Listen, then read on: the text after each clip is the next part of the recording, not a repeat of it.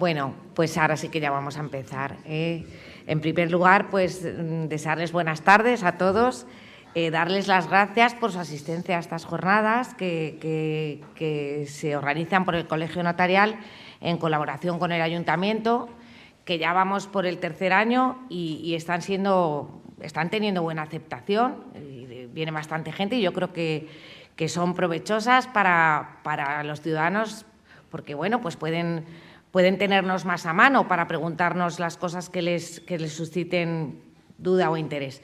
Para nosotros también es muy gratificante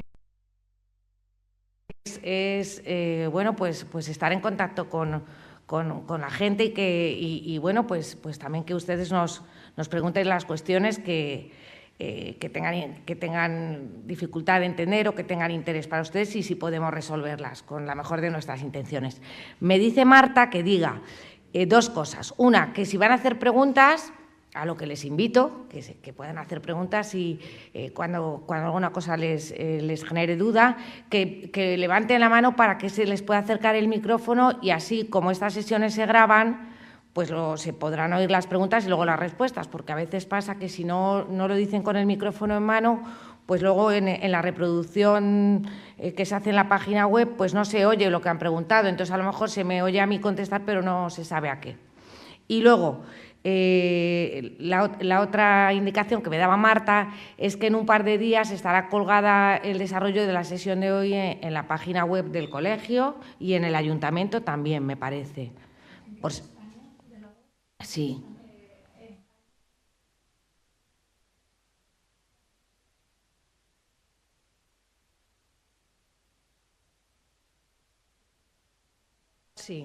Sí, la de hoy y las pasadas y las futuras y las de otros años, que, bueno, puede estar bien, porque a veces no ha podido uno venir o, bueno, pues se lo puede oír tranquilamente en otro momento.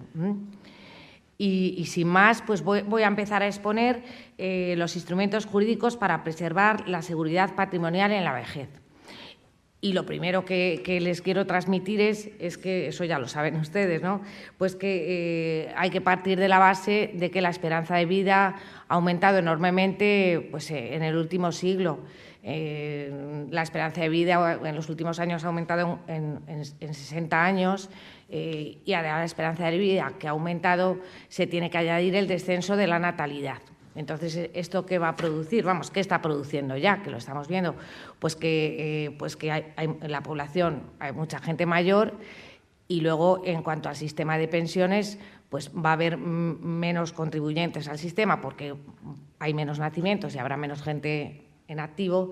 Y, claro, esto ha producido una preocupación en los poderes públicos pues, para arbitrar una serie de fórmulas que nos permitan tener otros ingresos complementarios a las pensiones, los poderes públicos y los ciudadanos, porque al final pues las necesidades se van imponiendo a la realidad y entonces pues hay que y desde el punto de vista del derecho, pues los notarios, los juristas, los abogados, pues vamos viendo fórmulas que sean adecuadas para poder obtener esos ingresos que sería bueno tener en la vejez, porque además a medida que, eso ya es sabido también, a medida que vamos envejeciendo, pues entramos en una situación de mayor vulnerabilidad y hay que ayudarnos más. Entonces, esto está claro.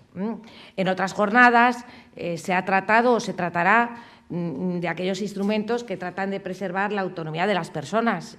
Ya les hablarán mis compañeros de los poderes preventivos, de la posibilidad de designar un curador para nosotros mismos para caso en que necesitáramos asistencia a través de la autocuratela. Eso corresponde a otras jornadas. Lo que corresponde a la jornada de la que yo me voy a ocupar hoy es eso, de qué negocios jurídicos tenemos y cómo los podemos utilizar pues, para poder obtener unos mayores ingresos a la vejez. La preocupación por el bienestar de los mayores es constante y además nosotros la vemos todos los días en la notaría porque estamos en contacto diario con las personas. Y luego la propia exposición de motivos de la Ley del IRPF del año 2006 establece que, con el objeto de mejorar la cohesión social y atender los problemas derivados del envejecimiento y dependencia, se incentivan fiscalmente los instrumentos destinados a proporcionar unos ingresos complementarios a las pensiones públicas o a la cobertura de determinados riesgos. Leo porque esto lo dice literalmente la exposición de motivos de la Ley del IRPF. Dentro de estos beneficios están los dirigidos a personas dependientes. Se prevé movilizar su patrimonio para que tengan unos flujos de renta. Y dentro de estos instrumentos están los que les voy a hablar yo hoy, que son la renta vitalicia, la cesión de bienes por alimentos, la hipoteca inversa y la venta de la nuda propiedad con reserva de usufructo. Todos estos instrumentos pues, están favorecidos fiscalmente para que la gente se anime a celebrarlos, claro. Y también la Ley de Presupuestos del año 2023 introdujo mejoras fiscales para una figura que en Cataluña se utiliza más que en derecho común, pero que son los préstamos con garantía anticrética, que es una fórmula usada en Cataluña para personas mayores que quieren ingresar a una residencia o bien tener un cuidador y se les concede un préstamo y para el pago del cuidador o de la residencia, y se constituye un derecho de anticresis, que es un derecho de garantía, con la facultad por parte del acreedor de alquilar las viviendas sobre las que se ha establecido la garantía y con el importe de los alquileres pues poder pagar ese cuidador o pagar esa residencia. Pues la Ley de Presupuestos del año 2023 introdujo mejoras fiscales para esta figura que, ya digo, es más utilizada en Cataluña porque está más regulada que en derecho común. Pero bueno, es una manifestación de cómo el legislador siempre pretende apoyar estas figuras dando beneficios fiscales y animando a las personas a poder otorgar estos negocios jurídicos. Y bueno, sin más preámbulo, voy a hablar de la renta vitalicia. ¿Qué es la renta vitalicia? La tributación, ¿qué es esto, no? Bueno, pues es un negocio jurídico por el que, si yo tengo un bien mueble o un bien inmueble, es decir, un capital o en dinero, o un bien inmueble, una vivienda, lo transmito y a cambio recibo una renta vitalicia. Vamos a ver, por lo tanto, las rentas pueden ser mobiliarias o pueden ser inmobiliarias, ¿no? Las rentas vitalicias sobre bienes muebles, las mobiliarias. Dentro de estas destacan las rentas vitalicias monetarias. Hay muchísimos productos bancarios que tienen su origen en el contrato de renta vitalicia. Por ejemplo, el seguro de rentas vitalicias, que es un instrumento para convertir una cantidad de dinero que se deposita en la entidad en un pago periódico vitalicio. Es que casi todos los productos, planes de pensiones, todos los productos bancarios tienen su base en el contrato de renta vitalicia, ¿no? El objeto que se persigue cuando yo hago un producto de estos bancarios, una renta vitalicia, puede ser planificar el ahorro para el futuro, complementar una pensión, incluso limitar la capacidad disponible para personas que requieren un control de ingresos, personas consumistas, despilfarradoras. También podría ser interesante para el caso de personas que quieran transmitir parte de sus recursos a otras que presentan un grado de discapacidad. Estoy pensando en los padres. En los padres con relación a una persona que tenga grado de discapacidad o bien y que se requiera, bueno, o con problemas o en favor de personas que requieran disponer de forma tutelada de rentas periódicas y recurrentes. Las rentas vitalicias monetarias pueden contratarse como rentas diferidas o como rentas inmediatas. En las rentas diferidas, el beneficiario empieza a percibir la renta desde un determinado momento. Es decir, yo lo puedo contratar y decir, pues voy a percibir la renta cuando yo cumpla 65 años, que es el momento que me voy a jubilar y voy a tener esta necesidad de mayor ingreso. También pueden contratarse como rentas diferidas inmediatas. Se hace el contrato y se empieza a percibir la renta pues, en cuanto se firma, ¿no? El importe de la renta o pensión se determina teniendo en cuenta también los intereses remuneratorios al capital que la entidad se compromete a pagar. Y luego hay varias coberturas de riesgo, la cobertura de supervivencia y la de fallecimiento. En la de supervivencia, mientras vive el asegurado, la entidad le garantiza el pago de una pensión periódica. Y si se cubre la cobertura de fallecimiento, pues precisamente se recibe la suma para caso de fallecimiento del asegurado, en cuyo caso la entidad pues, pagará la cantidad más los intereses a los beneficiarios. Y luego las rentas vitalicias inmobiliarias, que esas son las que vemos nosotros en la notaría, porque estas primeras de las que les he hablado pues, son más bien desarrolladas por los bancos a través de los productos bancarios. Las rentas vitalicias inmobiliarias sí que tienen intervención notarial. Es un contrato por el que una persona transmite un inmueble y a cambio de la transmisión de este inmueble recibe una renta o pensión periódica. Es un producto a estudiar para personas mayores que tengan pocos ingresos, pero que tengan un bien inmueble, porque pueden transmitirlo y a cambio de recibir una renta vitalicia. También cabría la posibilidad de transmitir no el pleno dominio, sino transmitir la nuda propiedad y reservarse el transmitente, el usufructo, y así poder continuar en la vivienda y poder explotar la vivienda. Porque, como ya les explicaré luego, cuando tienes el usufructo de un bien, luego se lo explico más, tienes la facultad de administrarlo y tienes la posibilidad de arrendarlo. Lo puedes ocupar tú, pero también lo puedes arrendar, porque dentro de las facultades del usufructuario está la de arrendar el bien. Pero bueno.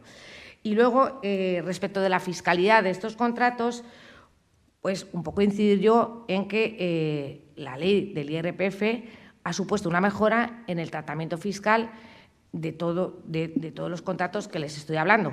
Para las rentas vitalicias mobiliarias, para el rentista que percibe una pensión, tienes que declarar la renta que recibes, un porcentaje en el IRPF como rendimiento de capital mobiliario. Bueno, pues ha dicho la ley del IRPF que si estos productos son contratados por personas de 70 años o más, el porcentaje que se declara es el 8%. Si lo va contratando, cuanto menos es la edad del rentista, más porcentaje declaras en el IRPF. De manera que el legislador aquí ya ha metido un beneficio fiscal para la renta vitalicia monetaria cuando es contratada por una persona más mayor. Y luego también en la renta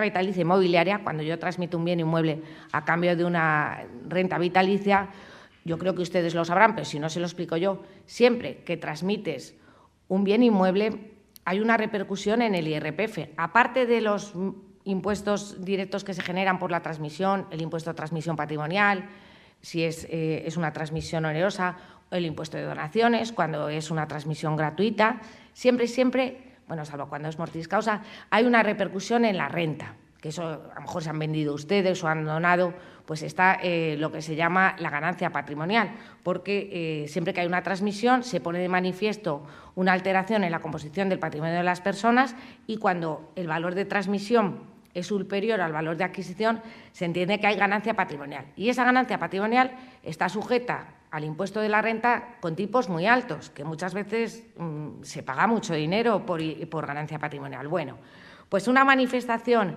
de cómo el legislador ha querido favorecer bueno, pues todas estas figuras es que cuando se transmite un inmueble por una persona de mayor de 65 años y con el precio obtenido se destina en el plazo de 6 meses a constituir una renta vitalicia asegurada con una serie de condiciones y hasta el máximo de 240.000 euros, esa transmisión está exenta de ganancia patrimonial.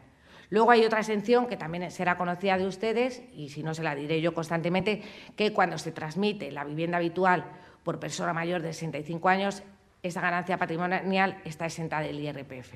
Otra manifestación de cómo el legislador, bueno, pues quiere un poco favorecer, ¿no? O sea, con carácter general, cuando transmites la vivienda, si eres mayor de 65 años, esa transmisión está exenta del IRPF. Pero cuando transmites otro bien que no sea tu vivienda habitual, si con el importe de la transmisión constituyes una renta vitalicia en un plazo de 6 meses que no pase de 240.000 euros, pues esa transmisión también está exenta del IRPF. Eso es para tener a considerar.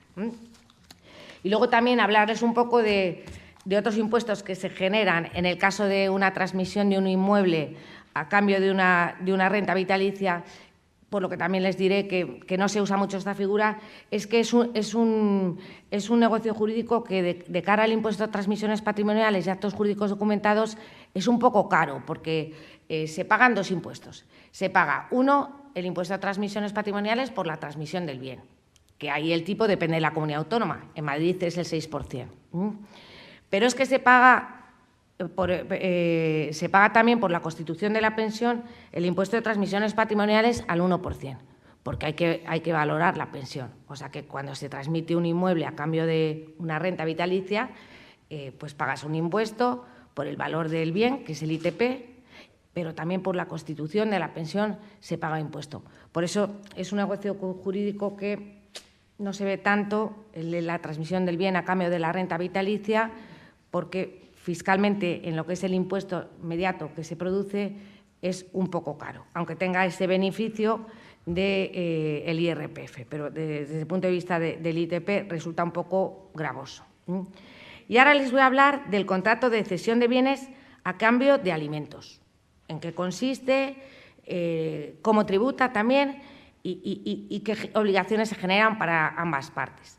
Bueno, pues lo primero decir que es era una figura que tradicionalmente estaba regulada a golpe de sentencias por la vía de la jurisprudencia, pero hubo una ley en el año 2003, la Ley 41/2003 de 18 de noviembre de protección patrimonial de personas con discapacidad y que modificó el Código Civil y la Ley de Enjuiciamiento Civil en esta materia, y es la que ya introdujo en el Código Civil una serie de artículos que han regulado lo que es el contrato de cesión de bienes por alimentos.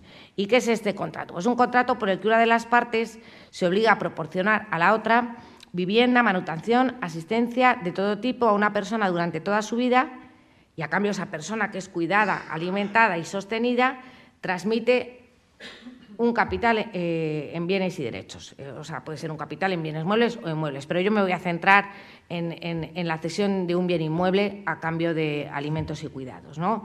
Y aquí caben varios supuestos. Podría ser la cesión de la vivienda habitual que haga una persona mayor en favor de otras personas que pueden ser parientes o no y que contrae la obligación de alimentarle y cuidarle durante todos sus días, o cabría revestir la fórmula de una estipulación a favor de tercero. Puede ser, por ejemplo, la cesión que pueden hacer los padres de una persona con discapacidad a una tercera persona, que puede ser pues, un hermano, por ejemplo, o una institución tutelar incluso, y a cambio esa persona, cesionario, se compromete a alimentar y a cuidar y asistir a esta persona sobre la que se ha constituido durante todos sus días. Bueno, lo primero que hay que decir es que el contrato de cesión de bienes a cambio de alimentos y cuidados es un contrato. O sea, a diferencia de la obligación legal de prestarse alimentos que tienen determinadas personas por el hecho de serlos, porque yo no sé si ustedes lo saben, si hay alguno que es abogado o haya estudiado Derecho, lo saben. Hay determinadas, el Código Civil establece que hay una obligación legal de prestar alimentos que tienen determinadas personas por el hecho de ser parientes. O sea, tienen obligación de prestar alimentos el cónyuge, los ascendientes, los descendientes y los hermanos en determinados casos. Es una obligación legal que establece la ley, que están obligados a prestarse alimentos, ¿no? Tienes que alimentar a tus hijos, a tu cónyuge, a tus padres, a los hermanos, no siempre, pero bueno. Bueno, pues en el caso de la cesión de bienes a cambio de alimentos, esto surge de un contrato, no es una obligación que establezca la norma, es porque se ha pactado, ¿no? Esta figura de cesión de bienes a cambio de alimentos es una figura de larga tradición histórica, ya existía en época medieval y luego hay muchísimos antecedentes de ella en derechos forales. Casi todas las legislaciones forales regulan la cesión de bienes a cambio de alimentos, incluso se aplica más, como luego les contaré. En Galicia pues está la costumbre de las familias rurales por las que el padre de familia, llegada a la senectud, donaba todo su patrimonio a los hijos a cambio de una pensión, y también se encuentran otras legislaciones. En Francia, el arrendamiento de manutención, que tiene lugar en zonas rústicas entre los padres ancianos y los hijos, y en Alemania, que se regula el conjunto de prestaciones debidas al viejo labrador que se retira y cede su hacienda agrícola a otro que se compromete a cuidarlo y alimentarlo. O sea, que no es una figura moderna, esto existe hace muchísimo tiempo. ¿En qué se diferencia este contrato, el de cesión de bienes a cambio de alimentos y cuidados, del contrato de renta vitalicia? Podría ser una cesión de bienes a cambio de una renta vitalicia. Bueno, pues que en la cesión de bienes a cambio de alimentos, en lugar de cederse el bien contra el pago de una renta, la obligación que asume el alimentante, que es el obligado a prestar alimentos, es mucho más amplia, porque no cumple con entregar una renta, sino que tiene que proporcionar vivienda, manutención y asistencia de todo tipo, asistencia médica, gastos farmacéuticos, vestido, con la amplitud que se pacte, porque en esta vida todo se puede pactar. Es un contrato aleatorio, bueno, esto todos los contratos que estamos viendo, y es aleatorio porque la aleatoriedad resulta de dos factores. En primer lugar, lo que dure la obligación de prestar alimentos, porque depende de la vida del alimentista. Alimentista es el que tiene derecho a recibir los alimentos, ¿no? Y claro, la vida del alimentista es indeterminada, como es indeterminada la vida de cualquier persona. No sabemos el tiempo que tenemos por delante. Entonces, la aleatoriedad viene determinada, como en casi todos los contratos que vamos a ver esta tarde, porque no se sabe lo que va a durar la persona a la que le tienes que prestar alimentos. Y luego también es aleatorio en el sentido en que los alimentos y cuidados pueden ser variables porque depende de, eso no lo sabemos, ¿no? Depende del estado del alimentista. Hombre, con carácter general tenemos que considerar que a medida que cumplimos años vamos a peor, pero bueno, también hay veces que hay personas que tienen 85 años y están fantásticamente bien, y hay otras personas que teniendo edades inferiores necesitan más cuidados, o sea que es un poco, a veces no se sabe hasta dónde va a llegar la obligación y los cuidados que va a necesitar una persona, ¿no?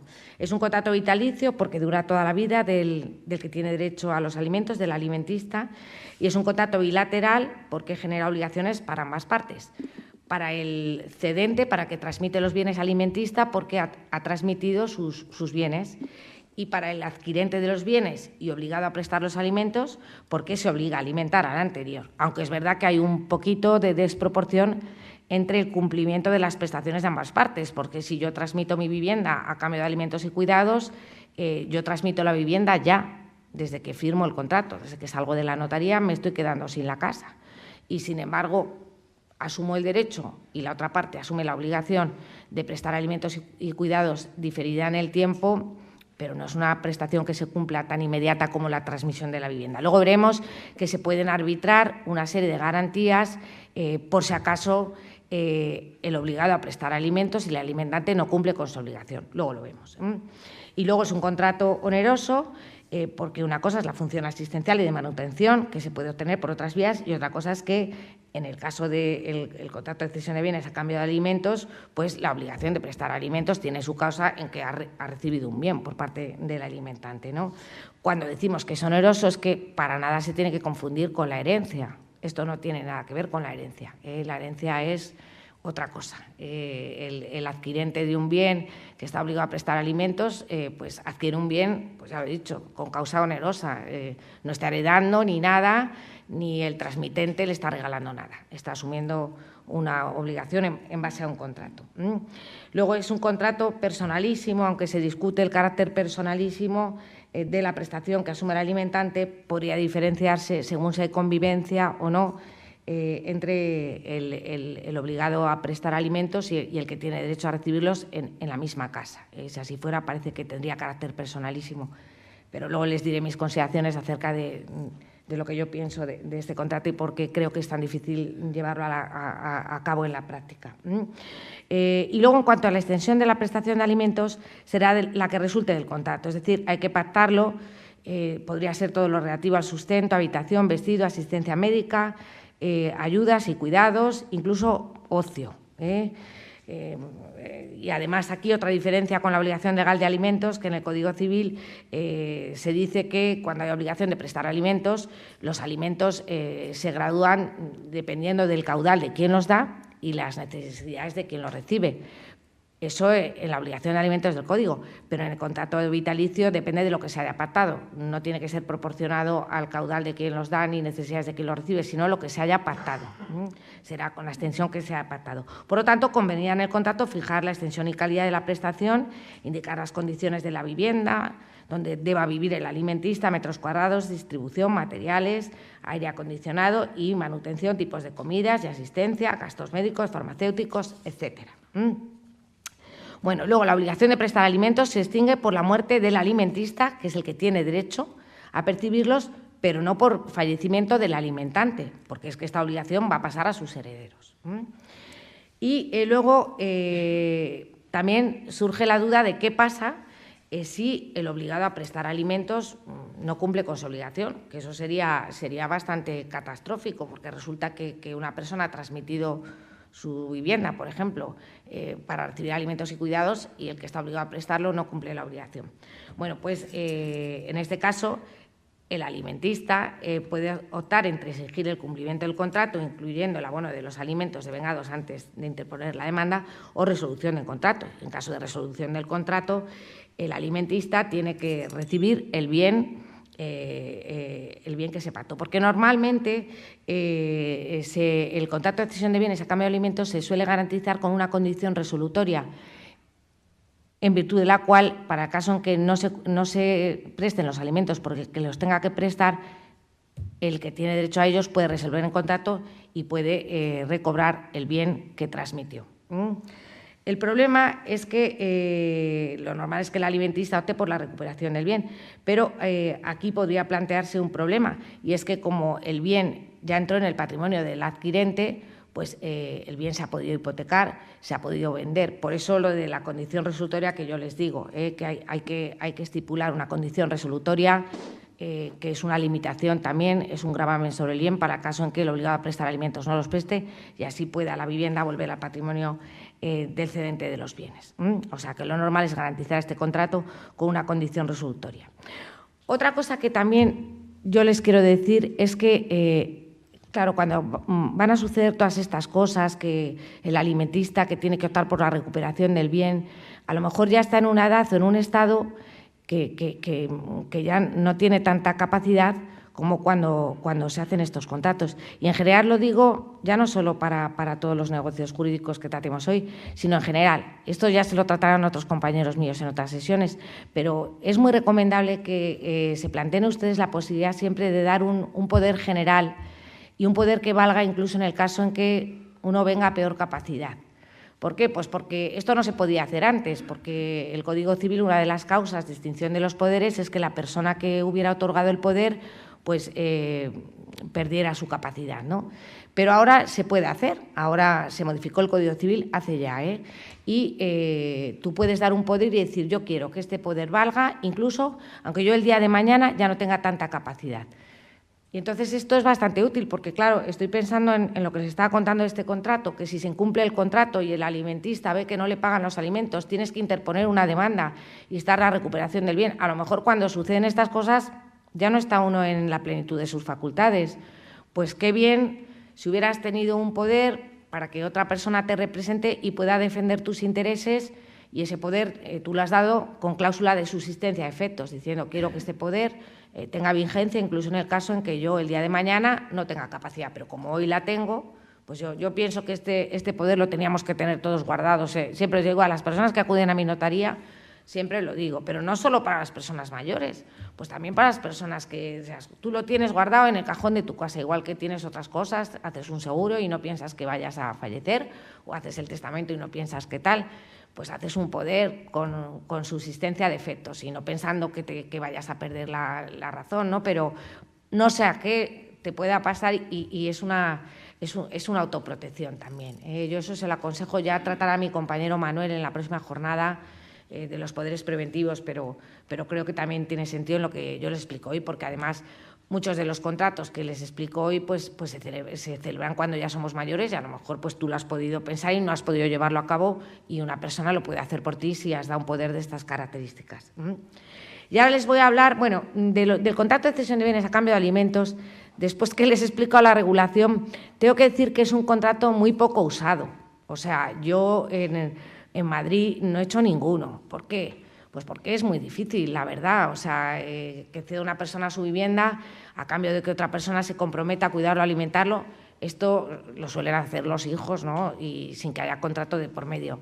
Luego, además, por la sociedad que tenemos hoy, ¿no? Los miembros de la familia, casi todos trabajan, las viviendas son muy pequeñas, es que no tenemos tiempo casi para cuidarnos a nosotros mismos. En fin, yo veo que no es muy utilizado en la práctica pero podría revitalizarse a lo mejor. Desde luego en el pueblo, también lo dije en anteriores jornadas, pero bueno, para que lo entiendan, en los pueblos, cuando yo tomé posesión de los pueblos, que ya hace unos años también, sí que se usaba, porque pues a lo mejor, pues en los pueblos todo el mundo se conoce más, la vida es más sencilla, pues a lo mejor la típica persona soltero que no tenías hijos y tenías unos sobrinos, tenías una casa buena y entonces pues dabas al sobrino la casa y el sobrino a lo mejor se iba a vivir contigo o tú te ibas a vivir. Y entonces, pues sí, y además es que venían a la notaría y decían, mire, nos vamos a encargar de mi tío, vamos a hacer la escritura de cesión de bienes. Y entonces eso, el sobrino recibía el bien, contraía la obligación de prestar alimentos y cuidados y no había, y se desarrollaba bien. Yo en la ciudad no lo he visto. No lo he visto por eso, porque lo veo complicado. Con la vida que llevamos, las viviendas que tenemos, y que esto normalmente, que también a través de un contrato, normalmente te cuidan tus hijos a duras penas, ¿no? Pero con un contrato en Madrid la verdad es que no he hecho ningún vitalicio. Y ahora les voy a hablar de la hipoteca inversa, que esta es una figura que oirán ustedes muchísimo por la radio y por la tele, pero que se hacen muy poquitas también por todo lo que les voy a contar. Es más moderna, esta se introdujo en España en la Ley 41/2007, o sea que no es como los otros contratos que ven regulados en el Código Civil, que nuestro Código Civil es de 1889 del siglo XIX. La hipoteca inversa se introdujo en España en el año 2007, pero es una figura importada, porque ya existía en Gran Bretaña y existía en Norteamérica, ¿no? La hipoteca inversa es otra de las soluciones ideadas para hacer líquido el valor de la vivienda y responde a las alternativas cuando una persona tiene una vivienda en propiedad y quiere vivir haciendo uso de esa vivienda y no quiere depender del entorno familiar. En la exposición de motivos que la ley que lo introdujo se define como un préstamo crédito hipotecario en el que el propietario de la vivienda realiza disposiciones normalmente periódicas, aunque podría ser de una sola vez, hasta un importe máximo que está determinado por el valor de tasación de la vivienda al tiempo de su constitución. Cuando se alcanza este porcentaje, el mayor o dependiente deja de disponer de la renta y la deuda sigue generando intereses, y luego la recuperación por parte de la entidad de crédito dispuesto y sus intereses se produce al fallecimiento del propietario mediante la cancelación de la deuda por los herederos o la ejecución de la garantía hipotecaria por parte de la entidad de crédito. Bueno, les he leído la exposición de motivos y ahora se lo traigo a palabras más sencillas, ¿no? La hipoteca inversa es una figura en la que una persona tiene una vivienda, ¿no? Entonces, tú solicitas un préstamo o crédito y te lo dan en función del valor de tasación de la vivienda en ese momento, ¿no? Ese préstamo te lo pueden dar al contado, o sea, pues como 80.000, 90.000, o bien en disponibilidades fraccionadas, ¿no? Una línea de crédito hasta un máximo que depende del valor en que han tasado la vivienda. Mientras vive el prestatario, pues nada, él va o ha dispuesto del préstamo de una vez o va disponiendo y no paga nada, hay una carencia total. Y cuando muere el prestatario son sus herederos los que tienen dos opciones, o bien restituir la deuda con los intereses y cancelar el préstamo sin que se les pueda cobrar comisión de cancelación, o bien, si no les interesa, asistir a la ejecución hipotecaria. Entonces, es una hipoteca que la pagan tus herederos, así dicho en palabras que nos entendamos más, ¿no? La verdad es que recibe el nombre de inversa porque es inverso todo. La verdad, normalmente en un préstamo habitual yo recibo una cantidad prestada y la voy amortizando gradualmente, de manera que el préstamo cada vez voy debiendo menos por mor de las amortizaciones que voy realizando. Y al final pues ya lo cancelo. Y en la hipoteca inversa es al revés, ¿no? Vas disponiendo del préstamo y luego se devuelve al final de golpe. Todo lo contrario, cuando se fallece el prestatario es cuando se produce la devolución del préstamo y de los intereses, ¿no? Para que la hipoteca inversa tenga los beneficios que la ley le ha dado, que es lo mismo, ¿no? Está exenta del impuesto de actos jurídicos documentados, luego también y tenga beneficios arancelarios en la notaría, porque son escrituras que también están muy bonificadas, y también de cara al registro de la propiedad. Bueno, pues tiene que ser que el solicitante o los beneficiarios que éste pueda designar tengan una edad superior a 65 años o estén afectados de un grado de dependencia o se les haya reconocido un grado de discapacidad superior al 33%. Se distingue el solicitante, que es propietario de la vivienda, que normalmente es el que adquiere el derecho sobre el préstamo o crédito, o el beneficiario, porque es que es verdad que la hipoteca inversa la puedes hacer para ti o la puedes hacer para otro beneficiario, que normalmente será tu cónyuge o pareja de hecho, pero... Luego, características, eso es que el deudor disponga del préstamo o crédito mediante disposiciones periódicas o únicas. La deuda solo será exigible por el acreedor y la garantía ejecutable cuando fallezca el prestatario o si se estipula en el contrato cuando fallezca el último de los beneficiarios. La vivienda tiene que haber sido tasada contra daños según la normativa del mercado hipotecario. Bueno, eso en todas las hipotecas, eso ya lo saben ustedes. Si han hecho un préstamo hipotecario, siempre les han tasado la vivienda. Y también te han dado el préstamo en función del valor de tasación. Solo pueden ser concedidas las hipotecas inversas por entidades de crédito, establecimientos financieros de crédito y entidades aseguradoras autorizadas para operar en España, que además, por ley, están obligadas a suministrar servicios de asesoramiento a los solicitantes del producto. En un préstamo garantizado con hipoteca inversa, el prestatario puede escoger, esto ya lo he dicho, pero remarco las ideas para que se les queden, entre una suma de dinero de forma inmediata o recibir una línea de crédito que le permita tomar efectivo cuando lo necesite hasta que se agote el préstamo, que es cuando se empiezan a generar intereses, o bien cobrar una mensualidad durante un número determinado de años. O sea, hay muchas modalidades, pero hasta una determinada cuantía. Eso es en cualquiera de las maneras. Mientras viva el prestatario o si sea estipulado en el contrato el último de los beneficiarios, la deuda no será exigible. Por lo tanto, hay carencia absoluta de capital e intereses hasta el fallecimiento del titular o titulares. La deuda será exigible desde el momento en que fallezca el prestatario o si se estipula en el contrato el último de los beneficiarios. Por eso la deuda va aumentando conforme avanza el tiempo y la cantidad final será devuelta de una sola vez. La recuperación por parte de la entidad acreedora del crédito dispuesto en los intereses se producirá normalmente una vez que fallezca el prestatario mediante la cancelación de la deuda por los herederos o la ejecución hipotecaria por la entidad de crédito, porque ya les he dicho, son los herederos o cancelan el préstamo y le pagan al acreedor la deuda vencida y los intereses sin que el acreedor les pueda cobrar ninguna comisión por amortización, que esto lo dice la ley, o pueden asistir a la ejecución hipotecaria cuando se extinga el préstamo y si los herederos deciden no pagar los débitos vencidos y los intereses, la entidad de crédito, y esto es una especialidad que tiene la hipoteca inversa, solo puede obtener el recobro hasta donde alcancen los bienes de la herencia. Y aquí hago un parón, y es que, no sé si ustedes lo sabrán, que sí lo sabrán, si han firmado alguna hipoteca. Una de las características que tienen los préstamos con garantía hipotecaria, que yo se lo explico a todas las personas que vienen a mi notaría cuando hago las actas de transparencia, es que por mucho que haya una garantía hipotecaria, hay un principio en el Código Civil que dice que el deudor responde de sus deudas con sus bienes presentes y futuros. Y por mucha hipoteca que haya, si el valor de la finca que se pueda obtener en subasta no es suficiente para cubrir la deuda que uno pueda tener, que no sabemos hasta dónde puede llegar nuestra deuda cuando no pagamos, pues puede ser que nos quedemos sin casa, sin el bien hipotecado y sigamos debiendo dinero al banco. Que yo lo explico, digo, mire, es que primero usted no sabe hasta dónde puede llegar su deuda si empieza a no pagar, porque los intereses de mora se van acumulando, en fin, la deuda pudo ser de una determinada cuantía, pero cuando un préstamo entra en morosidad, la deuda puede multiplicarse. Y luego tampoco sabe usted lo que se va a obtener en subasta por el bien hipotecado, porque la subasta hipotecaria no es un buen mercado, entonces depende. Entonces, si en subasta se obtiene una cantidad inferior a la deuda, cual fuere, pues entonces resulta que el banco se cobra la deuda y del resto sigue respondiendo el deudor. Esto ocurre en un préstamo que no está garantizado con hipoteca inversa, un préstamo ordinario. Bueno, pues en el caso de hipoteca inversa lo dice la ley, que si la entidad de crédito ejecuta, solo puede obtener el recobro hasta donde alcancen los bienes de la herencia. Luego hay una limitación en la responsabilidad.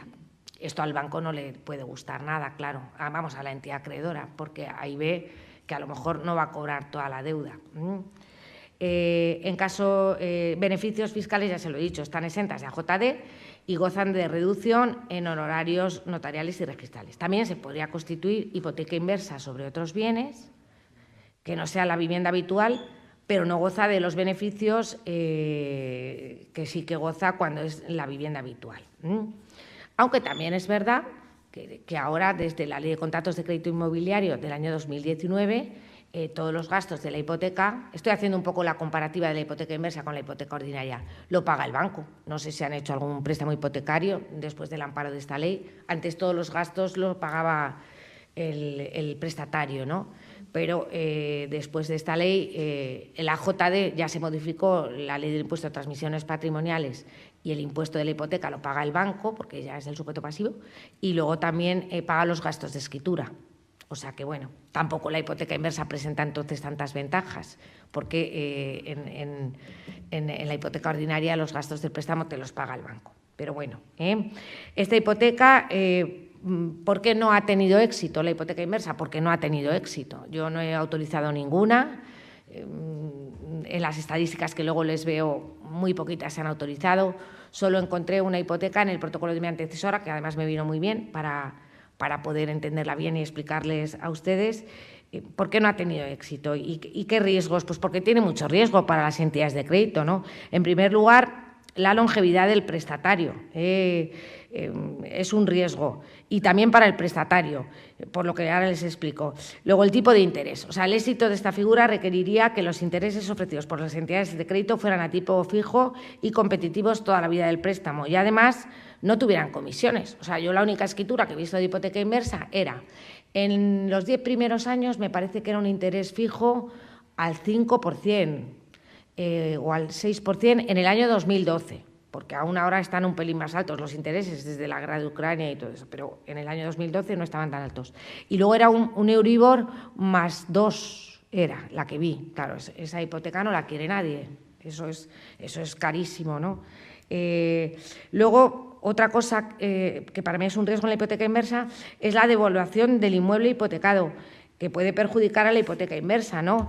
Porque a ti te han dado un préstamo en función del valor que tenía el bien al tiempo de constitución de la hipoteca inversa, pero por las vicisitudes del mercado luego puede ser que ese bien tenga mayor valor y a ti te han dado el préstamo en función del valor del bien al tiempo de constitución de la hipoteca. Y luego también incluso de cara a la entidad acreedora, ¿no? Que también para la entidad acreedora pues, es complicado tener certeza del valor del inmueble. En fin, no han tenido éxito, yo creo, para el ciudadano, porque son caras. Son caras y, claro, nadie quiere hacer una hipoteca a un tipo del 5% y luego el Euribor más 2. Otro problema que para mí presenta la hipoteca inversa es eso, que a ti te dan una determinada cuantía, ya dispongas de ello de una sola vez o por disponibilidades fraccionadas, pero hasta una determinada cuantía. Entonces, a lo mejor puede ser que el prestatario ya haya agotado la disposición y sobrevive. Entonces, claro, a lo mejor te ves mayor y ya has dispuesto de la cantidad que te habían prestado. Para mí eso también es otro fallo de la hipoteca inversa, ¿no? Ventajas. Se mantiene de la propiedad de la vivienda y tiene beneficios fiscales, ¿no? Luego, como la garantía es la vivienda, no hay que aportar avales ni demostrar ingresos. Bueno, estoy tomando por ahí. Devolver el dinero de la hipoteca es una lección que queda a manos de los herederos, pero también pueden cancelar anticipadamente sin pagar comisiones. El deudor hipotecario sigue siendo propietario y podría alquilar la vivienda. Bueno, se conserva la propiedad. Bien. Inconvenientes, pues lo que les he dicho, es cara. Los gastos de constitución se pagan en el momento inicial y es cara. Si el beneficiario, y es cara no por los impuestos ni por tal, sino cara normalmente por las condiciones que suelen ofertar las entidades acreedoras. Si el beneficiario ha dispuesto de la cantidad máxima prestada, esto ya se lo he dicho, su pensión terminará. Podría contratarse un seguro de renta vitalicia, pero esto encarece el producto, un seguro que cubriera la longevidad del prestatario. La renta depende del valor del bien al tiempo de su constitución y no se revaloriza, aunque aumente el valor de la vivienda, por lo que si aumenta el valor de la vivienda, se cobra comparativamente menos. Si disminuye el valor de la vivienda, a los herederos no les interesará rescatarla. Y el hecho de que la renta no se actualice unido a la inflación hace que cada vez tenga menor valor la hipoteca inversa. ¿Es mejor contratar una hipoteca inversa, una renta vitalicia? Bueno, pues depende. Lo mejor es que en cada caso se asesoren. Ya hemos dicho que en la hipoteca inversa el límite de las rentas a cobrar dependen del valor de la vivienda. Entonces, cuando el beneficiario ha agotado la cantidad concedida, deja de percibir rentas. En la renta vitalicia la cantidad depende del capital aportado al seguro y su duración no está determinada por límite económico. Lo ideal es combinar los dos productos para el caso en que el beneficiario sobreviva a la amortización del bien. Y entonces eso, aunque alabamos la bondad del legislador al querer regular la hipoteca inversa, que es una idea muy buena, porque la idea es muy buena, o sea, que base a una vivienda que yo tengo, yo pueda obtener unos ingresos sin tener que depender de mi entorno familiar y luego pues mis herederos puedan escoger tal, pero claro, para que tenga éxito, pues lo que hay que hacer es ofrecer un producto que sea más razonable, más competitivo. No se está utilizando mucho en todo lo que he leído y las personas que encuentran en situación de vulnerabilidad no encuentran viabilidad en esta forma de financiación. Y luego a los bancos tampoco les gustan los contratos aleatorios ni negociar con un inmueble cuyo valor a tiempo de fallecimiento del prestatario se ignora y está sometido a las vicisitudes del mercado hipotecario inmobiliario. O sea, es verdad que los bancos siempre prefieren ir a, yo creo, a algo más seguro y no a la hipoteca inversa por esto que depende un poco de las vicisitudes del mercado inmobiliario, que después de todo no es su mercado. Y esto lo ha reconocido el propio Banco de España. No olvidemos el matiz económico de esta operación, por lo que solo se concertará si interesa a la entidad, lo cual sucederá normalmente en caso en que la esperanza de vida del titular no sea muy elevada, porque si no la entidad pues tampoco le interese. Luego he traído algo de estadísticas, pues para que vean ustedes que es que hipotecas inversas es que no se hacen, ¿no? Porque según estadística del Consejo del Notariado, en el año 2021 se firmaron 200 en toda España, frente a las 40.000 de Europa. Se ve que a lo mejor en derecho comparado tiene más aplicación. Hipotecas ordinarias, o sea que no son inversas, del año 2021 en España, 739.822, frente a las 200 inversas. Y luego traigo una evolución de hipotecas inversas, bueno, pues en el año 2021, las que les he dicho, en el 2022, 549, y en el 2023, en el primer trimestre, que es lo último que tengo, 323. O sea, no. Frente a las 61.654 ordinarias, 66.119, en fin, no se utiliza mucho, por más que yo es que me llama la atención que lo publiciten tanto en los medios para la poca aplicación que tiene. Yo creo que lo quieren fomentar, pero para fomentarlo más que anunciarlo, lo que hay que hacer es estudiarlo y negociar que tenga mejores condiciones para el prestatario. Y ahora les voy a hablar de otro negocio jurídico que es, de todo lo que les he contado esta tarde, es el que yo he visto con mayor aplicación en mi notaría, que es la venta de la nuda propiedad con reserva de usufructo. Bueno, es una figura muy arraigada, igual que la hipoteca inversa, en otros derechos, en Francia, en Italia, y es un negocio jurídico en cuya virtud una persona vende la nuda propiedad del inmueble y se reserva el usufructo vitalicio, que es la posibilidad de tener usufructo, seguir viviendo toda la vida, todos mis días, ¿no? Puede ser una figura atractiva para el que compra porque es una forma de adquirir un inmueble a bajo precio a cambio de no saber cuándo se podrá ocupar. Para el que vende también es atractiva porque conservas el usufructo vitalicio de la vivienda, se incrementan los ingresos con el precio que tienes por la venta de una propiedad, mejorando la calidad de vida. O sea, tiene inmediata liquidez y se puede seguir viviendo en el hogar familiar. El perfil del nudo propietario, pues eso, pues personas que tengan ahorros y solvencia económica y buscan una inversión segura y no quieren operar con inversiones de riesgos. No tiene por qué tratarse de fondos buitres ni fondos de inversión basados en especulaciones. Es un comprador eso que compra a mejor precio y a cambio, bueno, pues tienes esa incertidumbre de no saber cuándo podrás ocupar el inmueble. La venta de la nuda propiedad se puede llevar a cabo de muchas maneras, ¿no? Venta de la nuda propiedad a cambio de un importe único o mediante rentas periódicas por el tiempo pactado. La cantidad del usufructo, eso ya se lo explico yo a ustedes, depende de la edad del usufructuario. Eso ya lo saben ustedes. Las normas fiscales calculan el usufructo en función de la edad del usufructuario. ¿Por qué? Pues porque, lógicamente, ¿no? Un niño de 10 años tiene muchísima vida por delante. Entonces, el usufructo de un niño de 10 años pues vale una barbaridad. A 89 años se resta la edad del usufructuario. Pero a medida que vamos cumpliendo años, pues nos quedan menos años por delante. Por lo tanto, el usufructo depende de la edad del usufructuario y se calcula conforme las normas fiscales. A mayor edad que tenga el usufructuario, menos vale el usufructo y más vale la nuda propiedad que vende.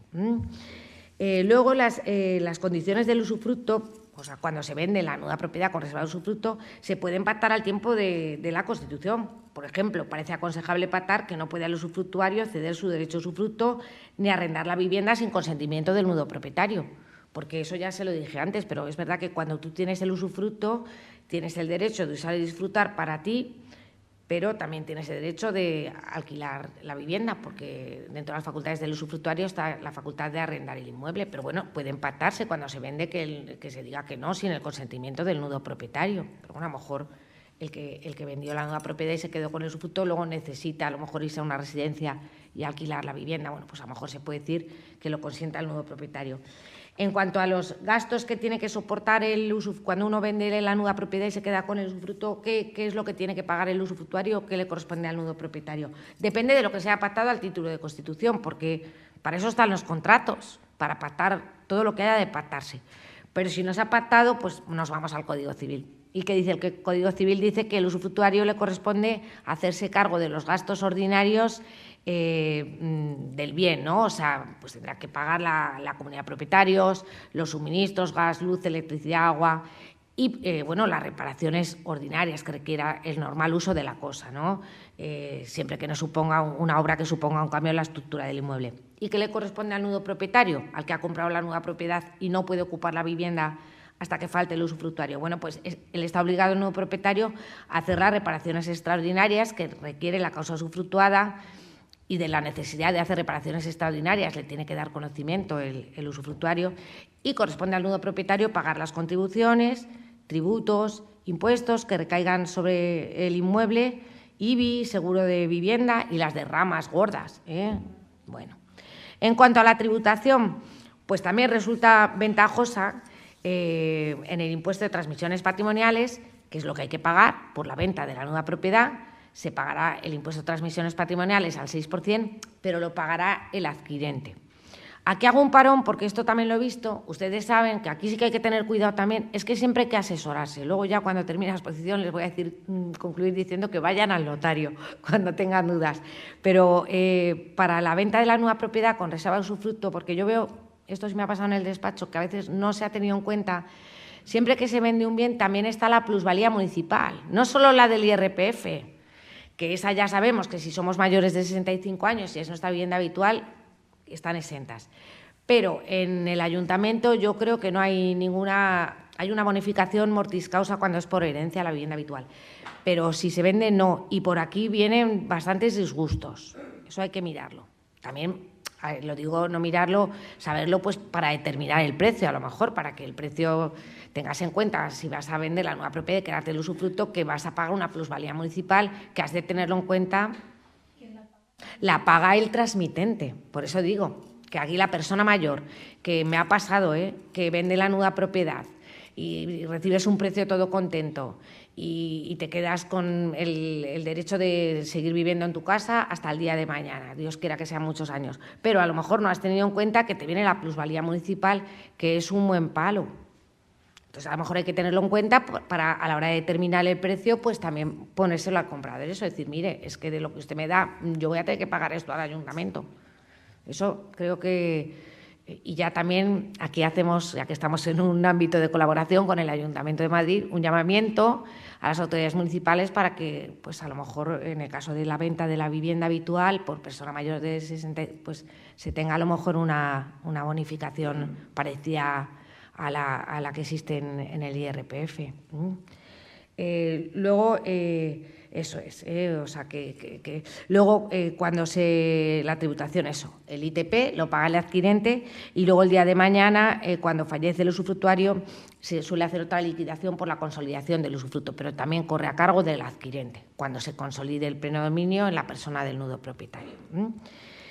Y ya voy concluyendo la exposición con una reflexión acerca de la posición de los herederos, legitimarios o no, en caso de celebración de estos contratos por el causante, pues para concluir decir que realmente todos los contratos, la posición de los herederos es muy escasa, porque todos los contratos que les he ido hablando, el contrato de cesión de bienes por alimentos, la renta vitalicia, inmobiliaria, también la inmobiliaria, que es cuando transmites un bien a cambio de la renta, la venta de la nueva propiedad, con reserva de usufructo, son contratos onerosos.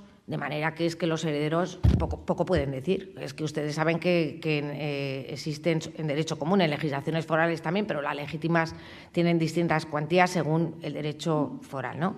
Pero en derecho común, que es el que se aplica en Madrid, pues hay está lo que son los herederos forzosos, ¿no? Los legitimarios, que son unas personas que tienen derecho a un quantum mínimo de legítima que hay que respetar, ¿no? Y muchas veces pues tú no puedes hacer donación de tus bienes gratuita porque puedes hacerlo en perjuicio de la legítima de los herederos forzosos, pero es que en todos estos contratos que yo les he expuesto no son contratos gratuitos, o sea, aquí son contratos onerosos. El causante ha transmitido un bien a cambio de recibir una renta o recibir unos cuidados o recibir un dinero. De manera que los herederos forzosos pocas acciones les asisten.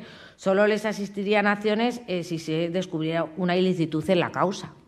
Que a veces sí que tradicionalmente, pero tradicionalmente en tiempos ancestrales, la cesión de bienes a cambio de alimentos y cuidados sí que a veces encubría donaciones, porque muchas veces tú cedías el bien, era como una especie de recompensa a la persona que te había cuidado y a lo mejor había bastante desproporción entre el valor del bien y los cuidados que recibías, ¿no?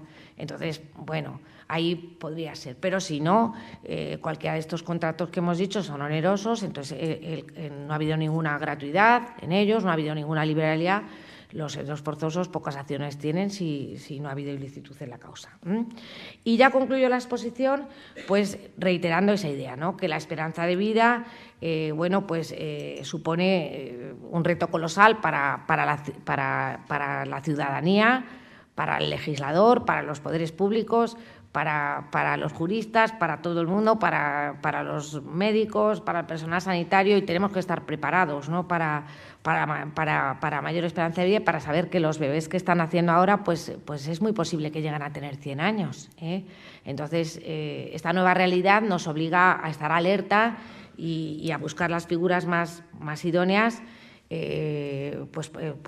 para ir solucionando todos los problemas que en los distintos ámbitos se puedan producir. Eso por un lado. Y por otro lado, que aunque la propiedad es un concepto muy arraigado en nuestra sociedad y que es verdad que existe, que yo lo veo en el despacho, una idea muy arraigada, primero, de tener una vivienda. Y luego también de dejar algo a los herederos, que es muy lógico, pero tenemos que mirar por nosotros mismos más que por los herederos. Entonces, tenemos que proveer a nuestra propia subsistencia.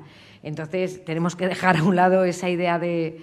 Y entonces, llegado el momento en que se vean ustedes en alguna situación tal, pues que no duden en consultarnos, que estaremos encantados, porque, luego cada caso particular es distinto, pero sobre todo eso, que muchas veces los negocios tú los piensas, pero hay que estudiarlos bien, porque se derivan muchísimas consecuencias fiscales y muchísimas consecuencias de toda índole, y entonces, yo les invito a que se asesoren, y para eso nos tienen a todos los notarios, y en todos los ámbitos, para que lo hagan siempre sabiendo todo, con todos los instrumentos y sabiendo todo y las consecuencias.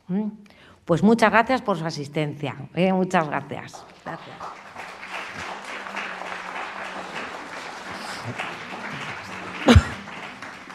Si tienen alguna duda o alguna cosa que les quedó, muy bien. Pues venga, usted y luego por allí también. Qué bien. Ya saber si se puede donar en vida la vivienda a los hijos, a los herederos, para así evitar tantas plusvalías. Bueno, pero yo, por ejemplo, lo mismo, se puede donar en vida, pero ya si hace usted eso, no se va a guardar nada para todo esto que digo yo del día de mañana, pero bueno. Bueno, pues sí. Sí, se puede donar, pero eso, lo que yo le digo. Pues mire, si es un inmueble en Madrid, es en Madrid su vivienda, porque luego en la donación depende del lugar donde radique la finca. O sea, la donación de un inmueble en Cuenca, pues se aplica el impuesto de Castilla-La Mancha. Si donas un piso en Cataluña, pues el de Cataluña, así sucesivamente. No la de dinero, que la de dinero depende del domicilio del que lo recibe. El bien inmueble en Madrid. Bueno, pues en Madrid la donación de padres a hijos tiene una bonificación del 99%. O sea, le saldría muy poquito a pagar, pero tendría que pagar usted también la plusvalía municipal, Eso depende, ¿sabe? Porque eso es muy complicado. Eso, si usted es muy complicado porque depende de unas tablas, depende del número de años que ha estado el inmueble en su patrimonio. Depende también del valor por el que lo adquirió. Es un impuesto que no es el 6, ni el 7, ni el 10, ni el 3. Depende. Pero eso lo puede usted asesorarse antes de hacerlo. Hay una página web en el Ayuntamiento de Madrid que es buenísima, muy buena, que te calcula la plusvalía municipal. Que usted eso se puede meter su hijo o su hija.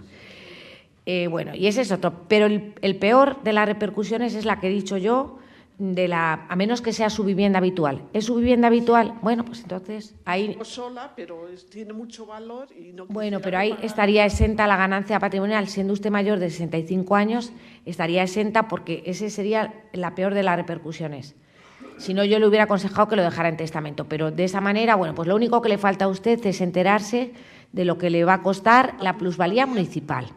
Que ya le digo, dígaselo a su hija y si no, pues pueden ir a cualquier notario que también lo calculamos. Vale, de nada, pero vamos, que lo podría hacer bien, de nada. Ahí.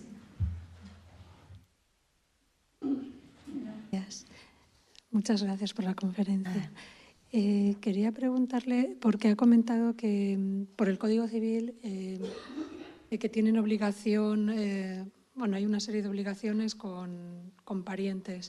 Y entre los hermanos ha dicho que en algunos casos. ¿En qué casos? Lo dice el Código Civil, ya no me acuerdo, dice en la forma, y no me acuerdo, el artículo 42 dice en la forma y con las condiciones que se determine. Pues no me acuerdo. Es que el Código Civil establece eso, que están obligados a prestarse recíprocamente los parientes, los descendientes, los ascendientes y los hermanos en los casos y en determinados supuestos. No me acuerdo, porque en los temas de la oposición me lo sabía, pero vamos, en determinados supuestos. Pues. Vale. Y la otra pregunta era que ha mencionado lo del poder general, que bueno, pues que ha cambiado ahora. Sí. Y que es bueno tenerlo tanto si eres ya muy mayor como si no, para que cuando no estés en tus plenas capacidades, pues hayas delegado en una persona. Se puede porque, bueno, conozco un caso y creo que se ha hecho con esa persona mayor que tiene un grado de dependencia 3, o sea, el máximo grado de dependencia, y ha hecho el poder general para 2 de los hijos, pero para otro hijo no. ¿Eso se puede hacer? Hombre, es que en el poder, yo también se lo digo a las personas, oiga, que usted no está dejando nada a su hijo. O sea, tú en un poder, tú apoderas a una persona para que te represente en determinados casos, pero ni lo quieres más, que también lo digo muchas, digo, si es que no lo quiere más, ni le está dejando nada, más bien le está haciendo un favor el hijo a usted. O sea, pues será que confía más en esos 2 hijos, o piensa que lo van a hacer mejor, o porque tienen más capacidades para hacerlo, o porque viven más cerca, ya por los motivos los que sean. Pero no pasa nada. Pero esa persona, si tiene deterioro cognitivo, o sea, entre ese grado de dependencia a nivel de movilidad, pero también de cognitivo, ¿un notario puede consentir que una persona sin sus plenas capacidades eso es lo que deleguen 2 de los hijos y en otro no? El notario siempre aprecia la capacidad y de hecho la habrá apreciado. O sea, cuando habrá dado el poder, habrá apreciado que tendría capacidad, si no, no lo habría autorizado. Eso seguro. Lo que pasa es que a lo mejor se otorgó el poder cuando tenía capacidad y luego se está ejercitando cuando no, cuando a lo mejor si lo has previsto es que lo has previsto. Pero vamos, el hecho de que nombre a unos sí y otros no, yo eso no me... Porque a veces piensas que confías más en 2 hijos que en otro. Entonces, al otro hijo, ¿cómo es? Al otro hijo, los que sí que tienen el poder pueden también... yo qué sé, poner más cosas a su nombre o lo que sea. Hombre, a su nombre no, vamos a ver, es que en ejercicio del poder el apoderado tiene unas obligaciones que establece la ley. El apoderado, ya mi madre me da poder y yo no puedo perder la cabeza y dejarla en la calle. El apoderado tienes que ejercer el poder con la debida diligencia. Luego tienes que rendir cuentas de la gestión, o sea, no están... Tanto como la madre como al hijo que le han sacado. Claro, efectivamente, ellos serán responsables de los actos que efectúen en ejercicio del poder, claro, y se supone que lo van a ejercer siempre en bien del poder dante. No de... Sí, y por eso no está la curatela, ¿no es mejor la curatela? Hombre, la curatela es un poco más complicada, yo creo que es mucho mejor, los poderes preventivos son más sencillos en su funcionamiento, porque el curador para actos de determinada trascendencia requiere autorización del juez. Entonces, claro, siempre es más es mucho más, en su ejercicio es más complicada la curatela. Precisamente muchas veces tú das un poder preventivo para evitar que se constituya una curatela. ¿Y antes cómo era el poder general? Porque dice que ha cambiado. Sí, bueno, eso cambió en 2005, me parece, o sea, hace ya bastantes años. Era una de las causas de extinción del poder. Era por la muerte del poderdante, por la muerte del apoderado y por la incapacidad del poderdante. Pero se ha modificado, yo creo que para bien, o sea, para mí es una maravilla el que se haya podido modificar. Yo prefiero antes que me constituyan una curatela, prefiero haber dado poder a mis hijos y que mis hijos me lleven las cosas, a tener que estar, que el juez, qué tal, que, en fin, yo creo que es bueno, ¿eh? Sí.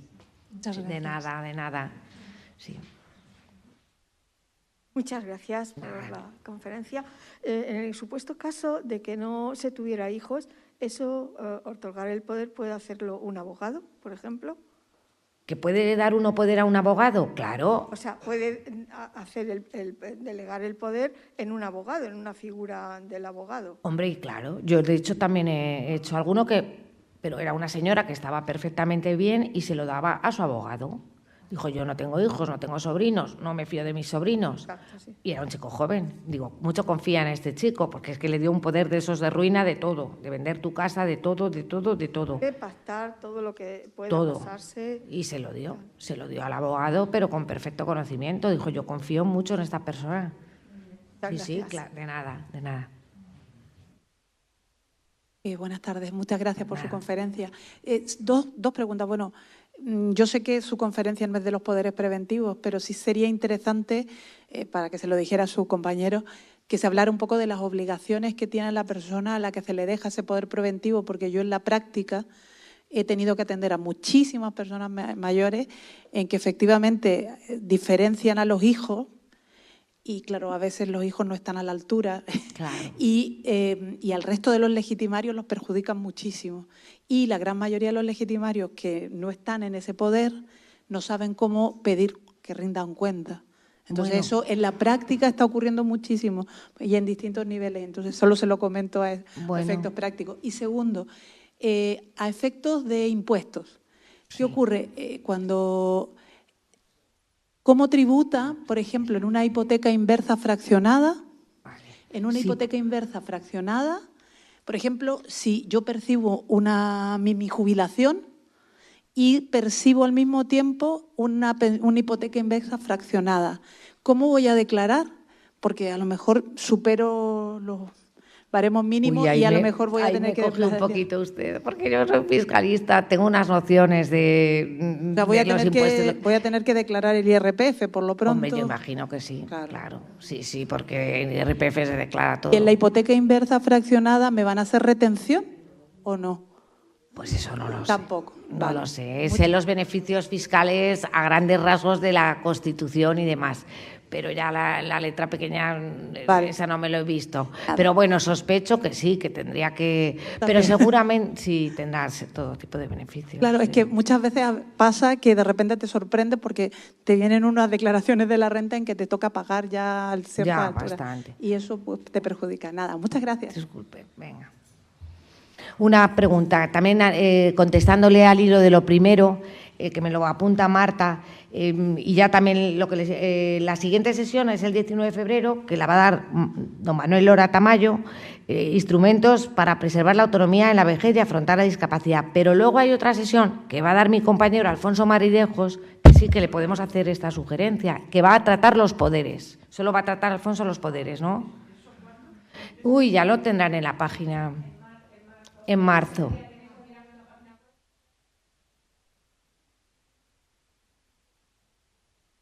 Muy bien. Pues perfecto, pues también le sugeriremos, seguro que lo trae fenomenalmente bien, Alfonso, que me decían que las obligaciones de los apoderados, que remache un poco eso. Una pregunta muy sencilla, perdone mi falta de lenguaje. Hemos sabido que con más de 65 años vender la casa y patrimonial nada. ¿Hay alguna forma de quitarse la plusvalía municipal? No, hablar con... Me parece que no. Ha quedado muy clara, pero se reduce mucho, ¿no? La plusvalía está. La bonificación que tiene la plusvalía municipal es en la herencia, cuando es la vivienda habitual del causante. Pero...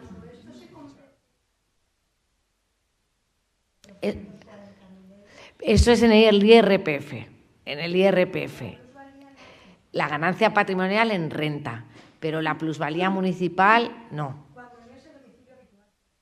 Cuando no es el domicilio habitual y lo inviertes, constituyes una renta vitalicia, hasta ahí quedas exento, libras de la renta, de la ganancia patrimonial en renta, pero lo que decía el señor de liberarse, esa cae a plomo. O sea, sí, no, nada, no. Sí. Sí, hola, buenas tardes. Buenas tardes. A ver, dos preguntas. Sobre el tema de la plusvalía, ha mencionado usted el tema de la renta vitalicia. Es que lo he oído, pero no estoy seguro. ¿Es cierto que está exenta la plusvalía por la venta de un inmueble? Es decir, mañana vendemos un inmueble, cualquier persona, y lo invertimos en plusvalía. No, si lo inviertes. Parece ser, bueno, no sé. No, si lo inviertes porque en la constitución de una renta vitalicia hasta 240.000 euros con las condiciones que tal, porque eso lo pone la ley del IRPF para incentivar que se hagan rentas vitalicias. O sea, claro. Entonces está exenta la ganancia patrimonial que se pone en manifiesto en la venta de un inmueble si con el importe obtenido en el plazo de 6 meses lo constituyes una renta vitalicia. Claro. Y ahora la segunda duda es la siguiente. La renta vitalicia, que se supone que es hasta después del fallecimiento, ¿es rescatable antes en vida? Yo creo que sí, que la renta se puede rescatar en vida, sí. Pero ya no, yo la letra pequeña de luego si la rescatas y pierdes el beneficio y tal. Claro, no, surge la duda porque siempre, claro, si está exenta de X y luego se rescata, claro, puede que otra vez te hagan pagar pues la plusvalía. Tendría bastante lógica, ¿no? O sea, ahí hay que mirar la letra pequeña y todo bien, claro, porque no puedes utilizar la ventaja para luego eludirlo. O sea, es una renta más o menos... y pone la ley del IRPF dice con las condiciones que reglamentariamente se determinen. Seguro que entre esas condiciones está que no lo rescates, porque si no, pues todo el mundo se haría vendestral, te haces la renta tal y luego lo rescatas, entonces, por lógica, Muchas gracias. De nada, a usted. Muy amable. Muchas gracias, buenas tardes. Me gustaría preguntarle por lo primero y lo último que ha dicho, la renta vitalicia y los herederos. Entonces, imaginemos que una madre tiene 3 hijos y le vende su vivienda habitual a cambio de una renta vitalicia a uno de los hijos. Eso entiendo que le puede causar un perjuicio a los otros 2 hermanos. ¿Por qué?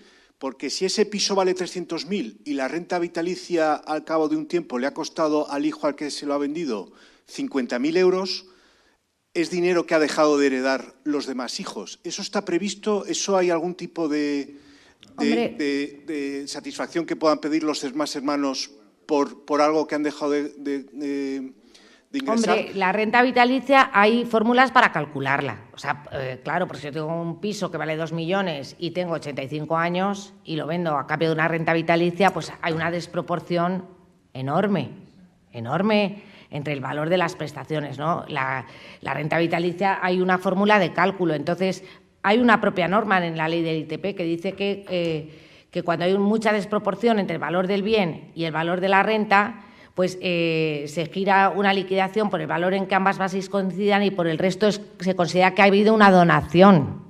O sea, que hay criterios objetivos para valorar la renta. Eso es a efectos tributarios. A efectos tributarios. Sí, yo digo a efectos de los hermanos. A efectos civiles, pues yo creo que es un contrato oneroso. Si no se perjudica la legítima de los hijos otros, la legítima va a avisar. Pero lo has vendido, claro, es que es oneroso, lo has vendido. Lo has vendido, pero bueno, pero si hay mucha desproporción. O sea que podría, pero los hermanos en su caso podría, pero tendría estoy incluso pensando con cierta mala fe. Claro. Una madre que quiere favorecer a uno de los hijos que sabe que no tiene mucha vida por delante y se lo vende con renta vitalicia a uno de los hijos Y en el fondo está desheredando a los otros 2 hijos. Ya, pero lo está haciendo con un contrato oneroso. Con un contrato oneroso. Bueno, ahí pues habría que ver el caso concreto y las acciones que pueden asistir a los otros hijos, la desproporción, pero eso, o sea, la renta, ya lo sabes ustedes, se capitaliza la pensión anual al tipo de interés del Banco de España,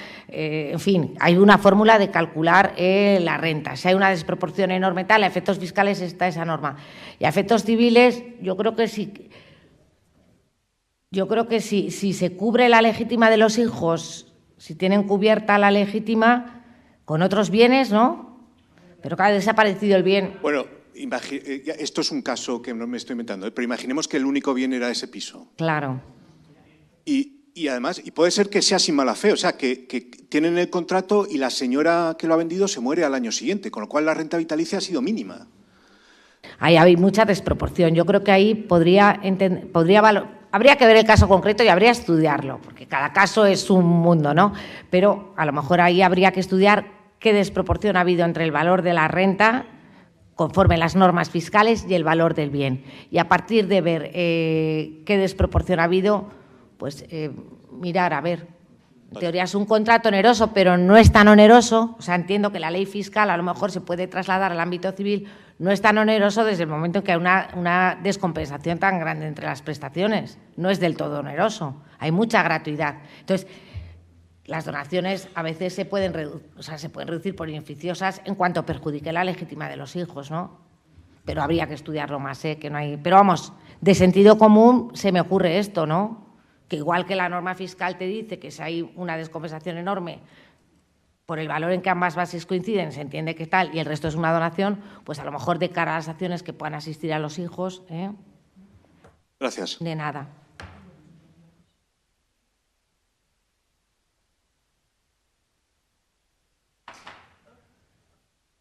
¿Renta para una renta vitalicia tiene que ser siempre de una vivienda o puede ser de un local? Puede ser de cualquier inmueble. Cualquier inmueble. ¿Y se puede fijar, por ejemplo, 20 años o en 10 años? Bueno, porque si el local vale poco y yo vivo muchísimo, pues entonces no es rentable para nadie.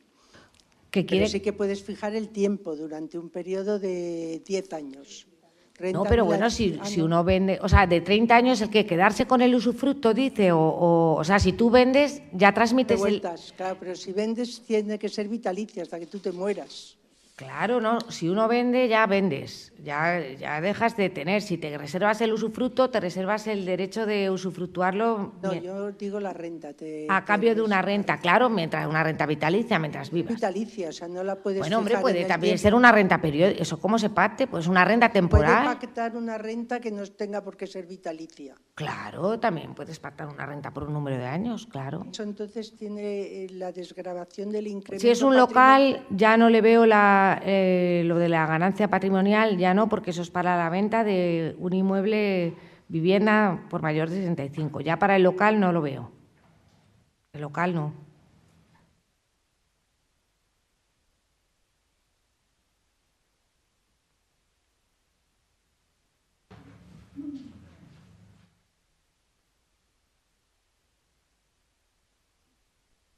Gracias.